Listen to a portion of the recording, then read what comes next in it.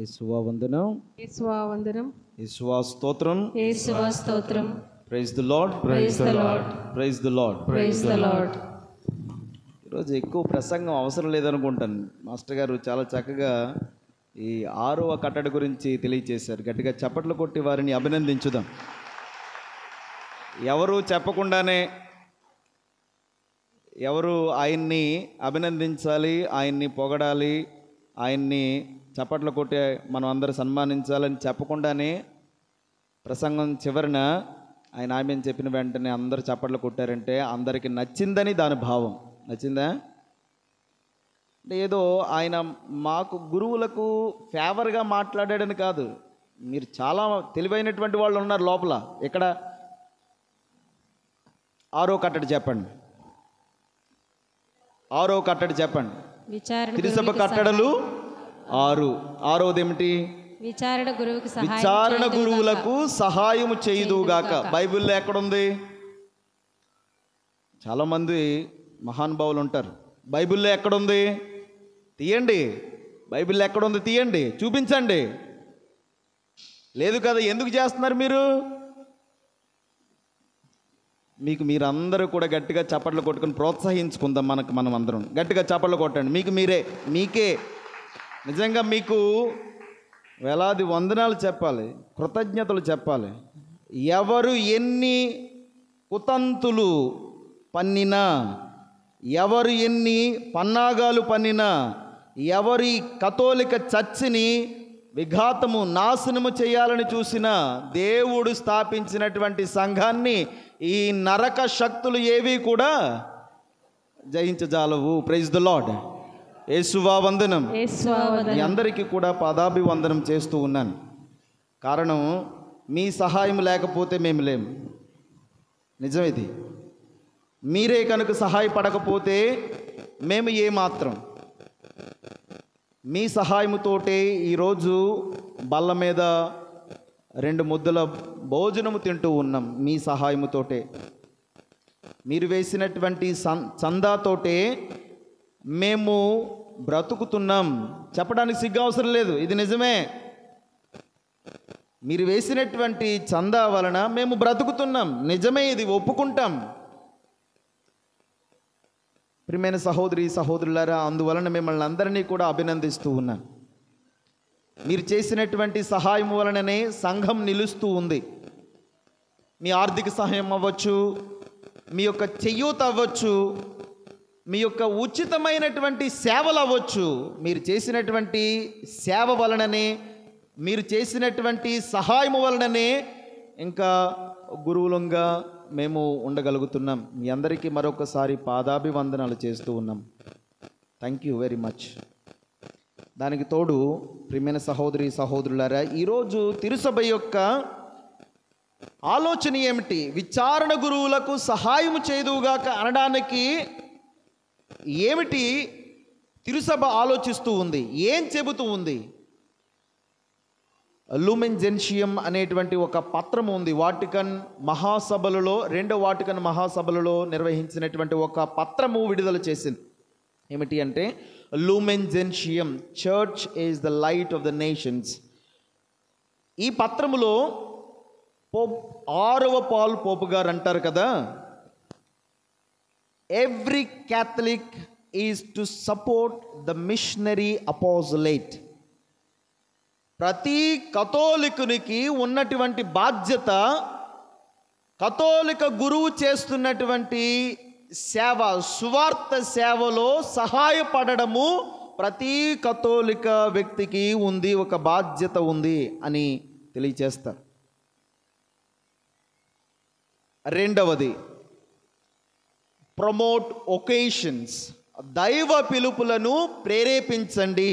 మన కుటుంబాల నుండి ఒక అమ్మగారు కానీ, ఒక ఫాదర్గా కానీ చేయడానికి మనము ప్రోత్సహించకపోతే, మేము చెప్పాను కదా, మేము గాల్లో నుండి ఊడిపడం కదా, ఆకాశం నుండి కిందకి రావం కదా. మాది హంసవరం. నేను ఒక తండ్రికి తల్లికి పుట్టినటువంటి వాడినే. నేను మీలాంటి ఒక వ్యక్తినే, ఒకప్పుడు మీలాగా కూర్చొని ఇక్కడ గురువు చేస్తున్నటువంటి పూజలో పాల్గొన్నటువంటి వాడినే. ఈరోజు ఆ దేవుణ్ణి మన మధ్యలోనికి ఎవరు తీసుకొస్తారు? నువ్వు తీసుకురాగలవా? ఆ దేవుణ్ణి మన చేతిలోనికి, మన నాలుక మీదకు ఎవరు ఇవ్వగలరు? నువ్వు చేయగలవా? చేయగలవా? మరెందుకు లేనిపోని మాటలు, మరెందుకు అబద్ధపు సాక్ష్యాలు, సత్యాలు ఇంటింటికి బోధిస్తూ ఉన్నారు? తప్పు కదా. సైతానుడు చాప కింద నీరులాగా వెదజల్లుతూ ఉన్నాడు. జాగ్రత్తగా ఉండండి. మీ అందరికీ నిజంగా పాదాభివందనం చేయాలి. ఎవరు ఎన్ని చెప్పుకున్నా, ఎవరు ఎన్ని అబద్ధపు సాక్ష్యాలు చెప్పినా మీరు ఇక్కడ నిలవగలిగారంటే అది మీ గొప్పతనం, దేవుడిచ్చినటువంటి ఆత్మశక్తి. గట్టిగా చప్పలు కొట్టండి. Praise the lord. యేసువా వందనం, యేసువా స్తోత్రం. ప్రియమైన సహోదరి సహోదరులారా, మన ఇంట్లో ఒక గురువు ఉంటే తెలుస్తుంది, మన ఇంట్లో ఒక అమ్మగారు ఉంటే తెలుస్తుంది వారి విలువ ఏమిటో. ఒక గురువు ముందు, ఒక గురువు మీద ఒక మాట అనేటప్పుడు ఒక ఆలోచన చేయాలి. ఏదో విసిరేసాం అంటే కాదు, మన ఇంట్లో ఒక గురువు ఉంటే తెలుస్తుంది అన్నమాట. అందరము కూడా ఇంజనీర్లను చేస్తాం, అందరము కూడా డాక్టర్లను చేస్తాం, లాయర్లను చేస్తాం, గొప్ప గొప్ప చదువులు చదివిస్తాం. ఒక గురువు మాత్రం ఒక పేద కుటుంబం నుండే రావాలా. ఒక గురువు మాత్రం ఏమీ లేనటువంటి వారి నుండే రావాలా. ఒక గురువు ఉన్నతుడు రాకూడదా? ఒక గురువు డబ్బున్నటువంటి వ్యక్తి రాకూడదా? సంపన్నుల ఇంట్లో నుండి రాకూడదా? అలాగని లేరని చెప్పడంలే. సందర్భానుసారం ఈ స్థలానికి అనుకూలంగా, ప్రాంతానికి అనుకూలంగా మాట్లాడుతుంది. ప్రియ సహోదరి సహోదరులారా, అప్పుడు తెలుస్తుంది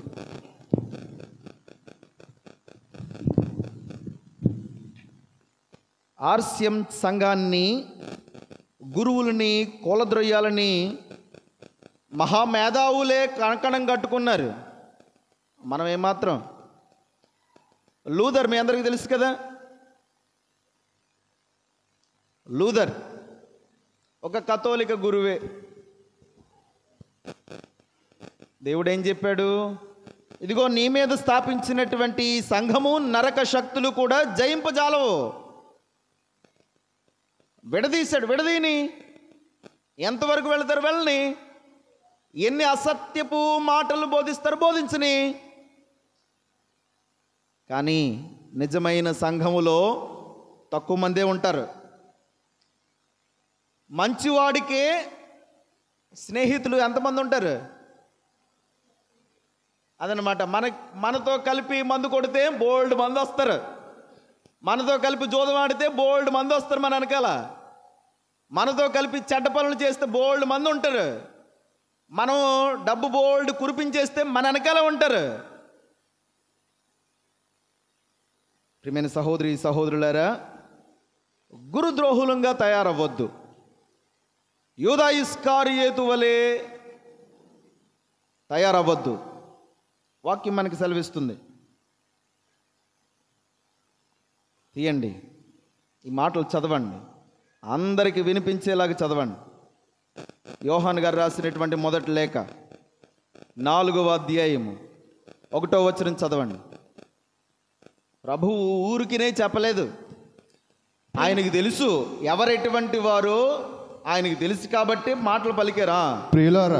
ప్రియులారా, కపట ప్రవక్తలు చాలామంది అంతటా వ్యాపించి ఉన్నారు.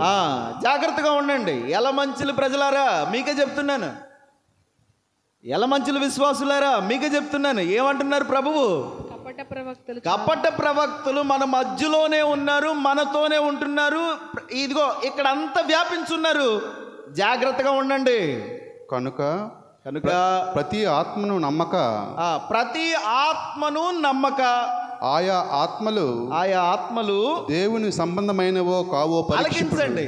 కథోలిక సంఘానికి సంబంధించినటువంటి మాటలు మాట్లాడుతున్నామా, విడదీయడానికి చూస్తున్నటువంటి అసత్యపు బోధకులు మన దగ్గరకు వచ్చి మనల్ని మబ్బి చేసి మాయ చేసి మార్చడానికి చూస్తున్నారా? అందుకని మీకు మీరు చెప్తున్నాను కదా, మీకు పాదాభివందనం చేయాలి. ఎవరు ఎన్ని చెప్పినా నా సంఘము నిజమైనటువంటిది, నా తల్లి శ్రీసభ నిజమైనటువంటిది అని నిలబడగలిగారు చూడండి, మీకు నిజంగా hats off. Praise the lord, praise the lord, praise the lord, praise the lord. యేసువా వందనం, యేసువా స్తోత్రం. స్తోత్రం. విచారణ గురువులకు సహాయపడుట అంటే శ్రీసభ యొక్క ముఖ్య ఉద్దేశం ఆలకించండి. జ్ఞానస్నానము పొందిన ప్రతి ఒక్కరూ సువార్త ప్రకటన చెయ్యాలి.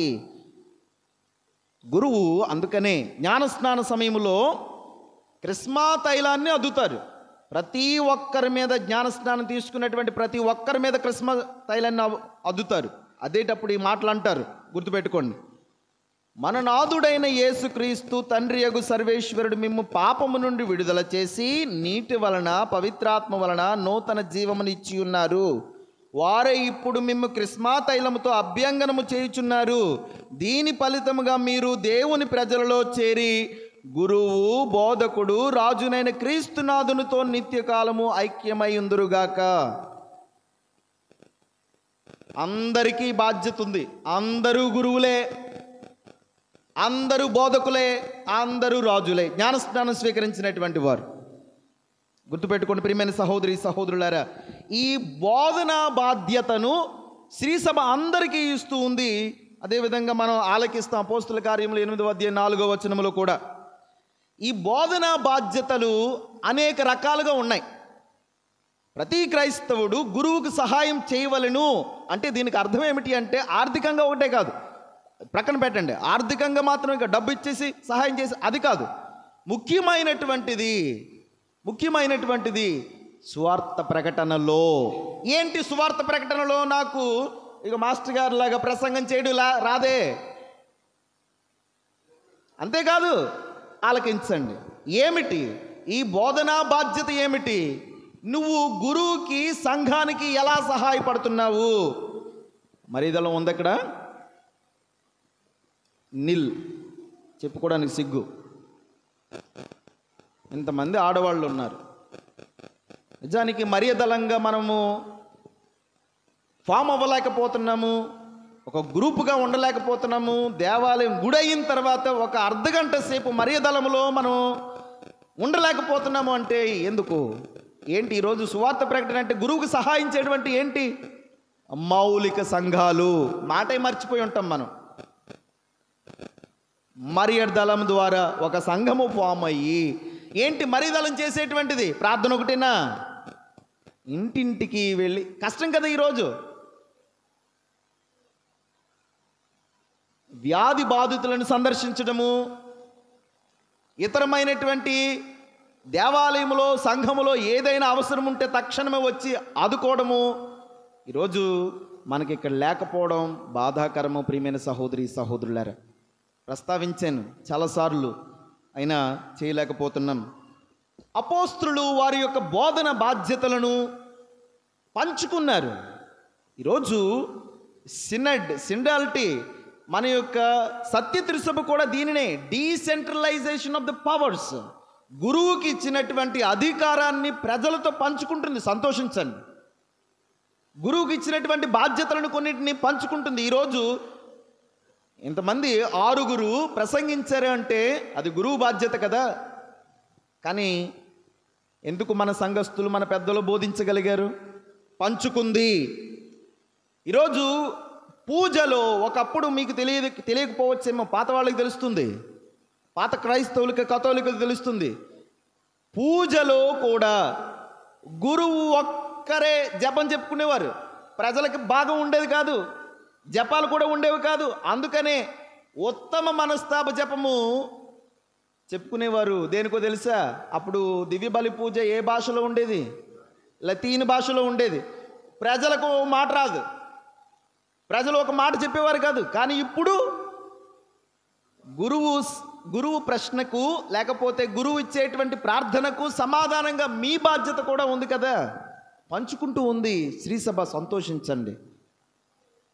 ఇది తర్వాత ఇక్కడ మనకి విన్సెంట్ డి పాల్ సంఘం కూడా కనుమరుగైపోయింది. ఇవన్నీ కూడా ప్రియమైన సహోదరి సహోదరులారా, గురువుకి సహాయపడేటువంటి, సంఘానికి సహాయపడేటువంటి సంఘాలు, ఒక కేంద్రం, ఒక అవకాశం, తర్వాత యూత్ అని, తర్వాత ప్యారిస్ పాస్టరల్ కౌన్సిల్ అని, పెద్దల సంఘం అని, ఈ విధంగా మనం ఏర్పాటు చేసుకున్నామంటే విచారణ గురువుకు, విచారణ సంఘానికి సహాయపడడానికే. Praise the lord. యేసువా వందనం, యేసువా స్తోత్రం. చేత ప్రియమైన సహోదరి సహోదరులారా, బాగా గమనించుదాం, బాగా గుర్తించుదాం.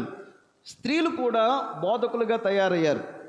సమరియా స్త్రీ యేసు ప్రభువుని కలుసుకున్నాక ఊళ్ళోనికి వెళ్ళి నేను బోధించింది. నేను మెస్సియాను చూశాను, బోధించింది సమరియా స్త్రీ. ప్రియమైన సహోదరి సహోదరులారా, మనం బోధించడానికి బైబిల్ పట్టుకునే అవసరంలే, మనం బోధించడానికి ఇంటింటికి తిరగని అవసరంలే.